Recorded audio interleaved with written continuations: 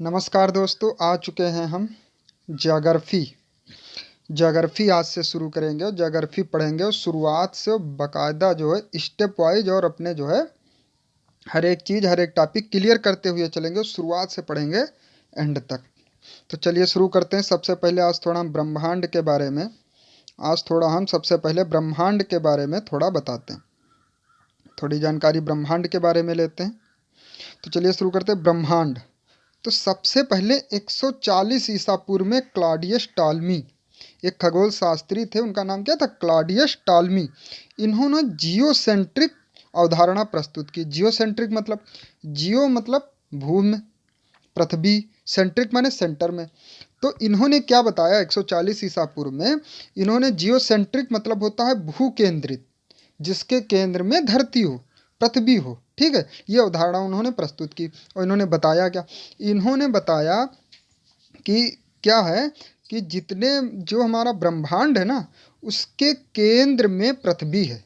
Geocentric अवधारणा दी। Geocentric मतलब केंद्र में क्या है? जियो मतलब पृथ्वी हमारी। तो इन्होंने बताया कि पृथ्वी ब्रह्मांड के केंद्र में है और सूर्य और अन्य ग्रह जो हैं सारे इसकी जो है क्या करते हैं? परिक्रमा करते हैं। तो क्लॉडियस टॉलमी ने क्या बताया? 140 ईसा पूर्व में इन्होंने जियोसेंट्रिक अवधारणा दी। और जियो मतलब पृथ्वी और सेंट्रिक मतलब सेंटर में, केंद्र में। तो इन्होंने क्या बताया कि भैया बात ऐसी है कि हमारे ब्रह्मांड में जो हमारी पृथ्वी है ना, वो केंद्र में है और इसके चारों ओर सूर्य और सारे जितने ग्रह हो रहे हैं वो क्या कर रहे हैं? परिक्रमा कर रहे हैं। इन्होंने ये अवधारणा दी। किसने दी? क्लॉडियस टॉलमी ने दी। 140 ईस्वी में दी और जियोसेंट्रिक अवधारणा इन्होंने प्रस्तुत की। तो इन्होंने बताया कि भैया धरती जो है ऐसा है, धरती हमारी बीच में ब्रह्मांड के और सूरज और सारे अन्य ग्रह इसकी क्या कर रहे हैं? परिक्रमा कर रहे हैं। और ये इनकी जो अवधारणा थी ना, काफ़ी लंबे समय तक चली। कब तक चली? ये अवधारणा तब तक चली जब तक कि निकोलस कापरनिकस नहीं आ गए, 1543 ईस्वी तक। ठीक है, तो 140 ईसा पूर्व से जो है 1543 ईसा पूर्व तक इनकी जो है क्या चली? अवधारणा चली है। फिर 1543 ईसा पूर्व में हमारे आए निकोलस कापरनिकस। एक क्वेश्चन यही से बनता है, इनको आधुनिक खगोल शास्त्री के जनक कहा जाता है। क्यों कहा जाता है? क्योंकि सबसे पहले इन्होंने ही सही बात बताई थी। इन्होंने कहा नहीं भैया ऐसा नहीं है, जियोसेंट्रिक नहीं है, हमारी पृथ्वी जो है वो बीच में नहीं है, हीलियोसेंट्रिक है। क्या है? हीलियोसेंट्रिक। हीलियो नाम से ही पता चलता है, सेंटर में क्या है? हमारा सूरज है। तो इन्होंने बताया कि भैया ऐसा है, जियोसेंट्रिक नहीं है, हीलियोसेंट्रिक है। हीलियो मतलब सूर्य और सेंट्रिक मतलब केंद्रित। इन्होंने कहा भैया पृथ्वी केंद्रित नहीं है, ये सूर्य केंद्रित है। तो बीच में क्या है?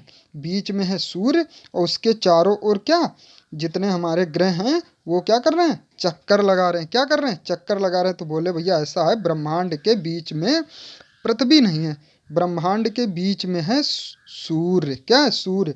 और उसके चारों ओर जो है जितने ग्रह हैं वो क्या कर रहे हैं? चक्कर लगा रहे हैं। तो ब्रह्मांड के बीच में क्या है? सूर्य। तो ये किसने बताया? ये बताया हमको निकोलस कापरनिकस ने बताया। और कब बताया? 1543 ईस्वी में बताया। क्या बताया? 1543 ईस्वी में बताया। इसीलिए निकोलस कापरनिकस को क्या माना जाता है? निकोलस कापरनिकस को आधुनिक खगोल शास्त्र के जनक कहा जाता है। अगर पूछा जाए आधुनिक खगोल शास्त्र के जनक कौन है, तो निकोलस कापरनिकस है। तो भैया क्यों ऐसा है? क्लॉडियस टॉलमी जो आए थे वो तो अपनी एक गणित लगा के चले गए कि भैया जियोसेंट्रिक है। ठीक है, जियोसेंट्रिक है, बीच में धरती है, पृथ्वी है, ब्रह्मांड के सारे ग्रह क्या कर रहे हैं? आर पार उसके चक्कर लगा रहे हैं। 140 ईसा पूर्व में बताया और ये सब लोगों ने माना। 1543 ईस्वी तक चला। 1543 ईस्वी में निकोलस कापरनिकस आए, बोले भैया ऐसी बात है, तुम गलत बता रहे हो, ये बीच में पृथ्वी नहीं, बीच में क्या है? सूर्य है। तो ये सूर्य केंद्रित है, मतलब हीलियोसेंट्रिक है। ठीक है, और सूर्य के चारों ओर सारे ग्रह क्या कर रहे हैं? परिक्रमा लगा रहे हैं। तो इन्होंने हीलियोसेंट्रिक दिया। कब दिया? अगर पूछा जाए जियोसेंट्रिक अवधारणा किसने दी, तो भैया जियोसेंट्रिक अवधारणा दी क्लॉडियस टॉलमी ने। कब दी? 140 ईसा पूर्व में दी। और अगर पूछा जाए सूर्य केंद्रित हीलियोसेंट्रिक की अवधारणा किसने दी? Nicholas Copernicus. आधुनिक खगोल शास्त्री के जनक कौन थे? Nicolaus Copernicus. और इन्होंने कब दी? 1543 ईस्वी में दी। ठीक है, चलिए अगला पॉइंट। तीसरा पॉइंट क्या है कि 1805 ईस्वी में ब्रिटेन के खगोल शास्त्री विलियम हर्शेल ने दूरबीन की सहायता से अंतरिक्ष का अध्ययन कर बताया कि सौर मंडल आकाश गंगा का एक अंश मात्र है। तो जो ये ब्रिटेन के खगोल शास्त्री थे कौन?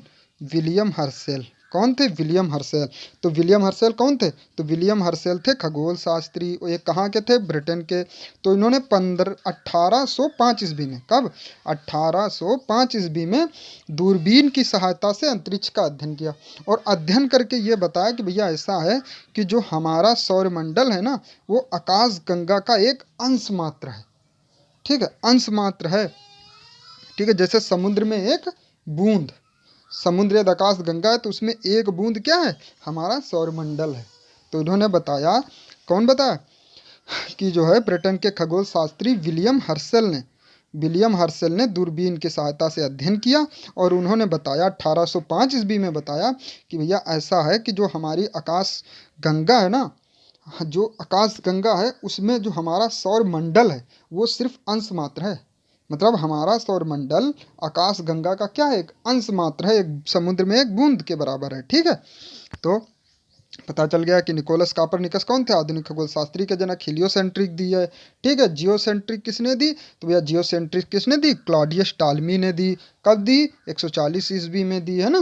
क्लॉडियस टालमी ने जियोसेंट्रिक, निकोलस कॉपर ने हीलियोसेंट्रिक। और 1805 में ब्रिटेन के खगोल शास्त्री कौन? William Herschel. William Herschel Britain के खगोल शास्त्री ने दूरबीन से अध्ययन किया, बताया कि अंतरिक्ष का अध्ययन करके बताया कि भैया सौरमंडल जो है वो हमारे आकाश गंगा का क्या है? एक अंश मात्र है। ठीक है, चौथा पॉइंट ये है ना कि 1925 ईस्वी में एडविन पी हब्बल कहाँ के खगोल शास्त्री थे? अमेरिका के थे। एडविन पी हब्बल भी एक क्या थे? खगोल शास्त्री थे। और ये कहाँ के थे? यूएसए के थे। कहाँ के थे? यूएसए के, मतलब अमेरिका के थे। ठीक है, यूनाइटेड स्टेट अमेरिका। तो 1925 ईस्वी में एडविन पी हब्बल ने स्पष्ट किया कि जितना भी दृश्यपात में आने वाला ब्रह्मांड है, दृश्यपात मतलब जो हम देखते हैं उस पात में आता है ना, तो उस दृश्य पात में आने वाले ब्रह्मांड का व्यास कितना है? 250 करोड़ प्रकाश वर्ष है। कितना है? 250 करोड़ प्रकाश वर्ष। इन्होंने ये कब बताया? 1925 ईस्वी में। तो 3 डेट आपको याद हो जानी चाहिए। 1543 ईस्वी में कौन आए थे? 1543 ईस्वी में आए थे आधुनिक खगोल शास्त्री के जनक, जिनको कहा जाता है निकोलस कॉपरनिकस। ठीक है, इन्होंने सूर्य केंद्रित या हीलियोसेंट्रिक दिया था। उसके बाद 1805 में कौन आए थे? ब्रिटेन के विलियम हर्शेल। ठीक है, उन्होंने बताया था जो हमारा ब्रह्मांड है आकाश गंगा का क्या है? एक अंश मात्र है। ठीक है, और 1925 में कौन आ गए? अमेरिका के खगोल शास्त्री एडविन पी हब्बल। उन्होंने कहा दृश्यपात में आने वाला ब्रह्मांड जो है उसका व्यास कितना है? 250 करोड़ प्रकाश वर्ष है। ठीक है, ठीक है। और एक और 140 ईस्वी में कौन आए थे? क्लॉडियस टालमी। 140 ईस्वी में क्लॉडियस टालमी आए थे, जो क्या बोले थे? भू केंद्रित है भैया, कि ब्रह्मांड के वही भू केंद्रित है या फिर जियोसेंट्रिक है। मतलब ब्रह्मांड के केंद्र में क्या है? पृथ्वी हमारी। ठीक है, तो इनकी जो है अवधारणा बहुत दिन तक चली थी। 140 ईसा पूर्व से 1543 ईसा पूर्व तक चली थी, जब तक कि निकोलस कॉपरनिकस नहीं आ गए, जिनको हम क्या कहते हैं? आधुनिक खगोल शास्त्री के जनक। चलिए, अब एक इम्पॉर्टेंट पॉइंट, ब्रह्मांड की उत्पत्ति से संबंधित सिद्धांत। ब्रह्मांड की उत्पत्ति से संबंधित सिद्धांत कौन? 3 सिद्धांत है मेन। बिग बैंग थ्योरी, साम्यावस्था सिद्धांत और दोलन सिद्धांत। तो बिग बैंग सिद्धांत किसने दिया था? तो बिग बैंग सिद्धांत दिया थे जॉर्ज लेमेथियर ने। और ये कहाँ के थे? ये थे बेल्जियम के खगोल शास्त्री। कहाँ के थे? तो इनका नाम याद रखना, जॉर्ज लेमेथियर। ठीक है, तो बिग बैंग थ्योरी जो है किसने दी थी? बिग बैंग थ्योरी दी थी जॉर्ज लेमेथियर ने। किसने दी थी? जॉर्ज लेमेथियर। तो जॉर्ज लेमेथियर ने जो है क्या किया था? बिग बैंग सिद्धांत की जो क्या दिए थे? थ्योरी दिए थे। और ये जो है कहाँ के खगोल शास्त्री थे? ये बेल्जियम के खगोल शास्त्री थे और ये पादरी भी थे। ठीक है, और नेक्स्ट क्या है? साम्यावस्था सिद्धांत थॉमस गोल्ड एवं हरमन बाडी ने दिया था। दोलन सिद्धांत डॉक्टर एलन संडेज ने दिया था। ठीक है, जो 3 सिद्धांत है, बिग बैंग थ्योरी जॉर्ज लेमेथियर ने दिया था, और साम्यावस्था सिद्धांत किसने दिया था? साम्यावस्था सिद्धांत दिया था थॉमस गोल्ड एंड हरमन बाडी ने दिया था। दोलन सिद्धांत डॉक्टर एलन संडेज ने दिया था। अब इन तीनों में इंपॉर्टेंट कौन है, पढ़ना कौन है? इन तीनों में सबसे ज़्यादा इंपॉर्टेंट जो है वो है बिग बैंग सिद्धांत। कौन है? Big bang theory. ठीक है, बिग बैंग सिद्धांत या बिग बैंग थ्योरी, ये सबसे इंपॉर्टेंट है। क्यों है? क्योंकि इन तीनों में जो सर्वमान्य सिद्धांत है ना, वो बिग बैंग सिद्धांत ही है। क्या है? बिग बैंग सिद्धांत। ठीक है, जो ये सिद्ध करता है कि ब्रह्मांड की उत्पत्ति क्या हुई, कैसे हुई। ठीक है, तो इसके बारे में जान लेते हैं, बिग बैंग सिद्धांत है क्या। ये बहुत इंपॉर्टेंट है। अभी जो ये उसका नेवी का एग्ज़ाम हुआ था उसमें भी आया था ये क्वेश्चन। इसमें ये क्वेश्चन आया था कि जो है ब्रह्मांड की उत्पत्ति के संदर्भ में सबसे उपयुक्त सिद्धांत कौन सा है। ठीक है, तो कौन सा है? बिग बैंग सिद्धांत। जिन्होंने दिया होगा पेपर देखे होंगे, तो ये क्या है? बिग बैंग सिद्धांत। ठीक है, तो ये बिग बैंग सिद्धांत। अब ये सर्वमान्य सिद्धांत है। ब्रह्मांड की उत्पत्ति के संबंध में यह सर्वाधिक मान्य सिद्धांत है। ठीक है, इस सिद्धांत का प्रतिपादन कौन? बेल्जियम के खगोल शास्त्री और पादरी जॉर्ज लेमेतियर ने किया था। ठीक है, इसके अनुसार क्या होता है, अब ये इतना याद रखिए, लेकिन इसके इसका समझ लीजिए कि इसके अनुसार हुआ क्या था। इसके अनुसार ये हुआ था ना कि इनके अनुसार जो है क्या था कि आज से लगभग 13.8 अरब वर्ष, 13.8 अरब वर्ष मतलब लगभग 13.8 बिलियन ईयर्स एगो, है ना, वर्तमान ब्रह्मांड एक अत्यधिक सघन और अत्यंत उच्च तापमान का एकल पिंड था। क्या था? एकल पिंड था। ठीक है, तो एकल पिंड के रूप में था, जिसको क्या बोलते थे? सिंगुलैरिटी। क्या बोलते थे? सिंगुलैरिटी। हमारा ब्रह्मांड एकल था, जिसको हम क्या बोलते थे? सिंगुलैरिटी कहा गया था। अब एकल पिंड के रूप में था। अब इस पिंड में एक महाविस्फोट हुआ, जिसको क्या? बिग बैंग हुआ। महाविस्फोट को क्या बोलते हैं इंग्लिश में? Big bang. बिग बैंग हुआ, जिसमें जो है क्या हुआ था, जितने निहित पदार्थ थे ना, इनका बिखराव हो गया। जब इसमें भाई एक बहुत बड़ा बिग बैंग हुआ, महाविस्फोट हुआ, तो ये क्या हुआ? बिखर गया। इसमें जो है जितने निहित पदार्थ थे उनका क्या हो गया? बिखराव प्रारंभ हो गया।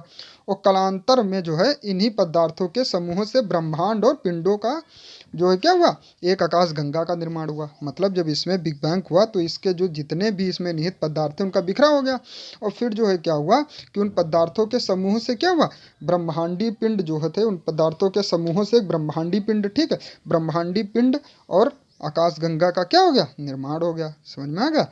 अब जब इसमें निर्माण हो गया तो इसमें पुनः विस्फोट हुआ। जब पुनः विस्फोट हुआ तो उससे जो निकलने वाले पदार्थों के समूहों से जो बने असंख्य पिंड थे, भाई पुनः विस्फोट हुआ, उसमें फिर छोटे छोटे और छोटे छोटे, तो पुनः जब विस्फोट हुआ तो उसमें जो असंख्य पिंड बने उससे, भाई इससे ये अलग हुई है। ठीक है, अब इनमें जब पुनः विस्फोट हुआ तो इसमें असंख्य निकले, इसमें इसमें इसमें, तो मतलब असंख्य पिंड जो निकले वो जो क्या थे? तारे कहलाए। ठीक है, इसी प्रक्रिया में ग्रह और उपग्रहों का भी निर्माण हुआ। ठीक है, इसीलिए बिग बैंग परिघटना से ब्रह्मांड की उत्पत्ति हुई। ठीक है, तभी से ब्रह्मांड में निरंतर विस्तार क्या है? जारी है। ठीक है, इसके साक्ष्य के रूप में क्या बताया गया? इसके साक्ष्य के रूप में यह है कि इसके साक्ष्य के रूप में जो है आकाश गंगा के बीच बढ़ती दूरी का संदर्भ दिया जाता है। इसके साक्ष्य के रूप में क्या दिया जाता है कि हाँ भाई अगर ये बात सही है तो इसका प्रूफ तो दिखाओ। तो इसका प्रूफ ये दिया गया कि जो है इसके साक्ष्य के रूप में कि आकाश गंगा के बीच बढ़ती दूरी का संदर्भ दिया गया। किसका संदर्भ दिया गया? आकाश गंगा के बीच बढ़ती